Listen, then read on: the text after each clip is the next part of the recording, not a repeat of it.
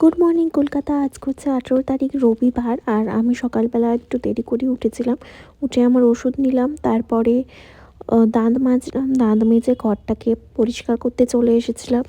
এখানে প্রথমেই আমি মশারিটা তুলে নিচ্ছিলাম, তারপরে জানলা ফাল্লা খুলে ঘরটার একটু ঠিকঠাকভাবে করে এখানে আমি কম্বলটা গুছিয়ে নিচ্ছিলাম।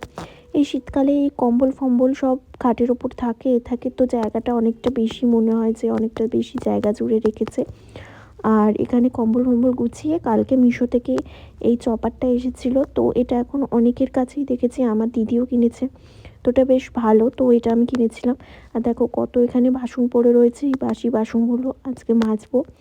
তো সকাল সকাল এখানে জানলা দিয়ে বেশ ভালো রোদ্দুর আসে, তো রোদ্দুরে দাঁড়িয়ে দাঁড়িয়ে বাসন মেজে নিতে অসুবিধা হয় না, বেশ জলটা বেশি ঠান্ডা লাগে না, বেশ গরম গরমেই মাজা হয়ে যায়।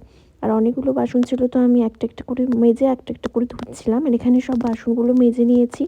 তারপরে এই খাবার ডাইনিং টেবিলটাও একটু পরিষ্কার করে নিলাম। তারপরে আয়ুব গেছিলো ওষুধ আনতে, তো ফেরার পথে কচুরি নিয়ে এসেছিলো আমাদের এখানে একটা মিষ্টির দোকানে, খুব নর্মালভাবেই করে। তারপরে দুপুরবেলা করার জন্য আজকে খিচুড়ি করছিলাম। আমার শীতের দিনে খিচুড়ি খেতে খুব ভালো লাগে। আর এখানে দেখো 1 মাসের ওষুধ নিয়ে এসেছে।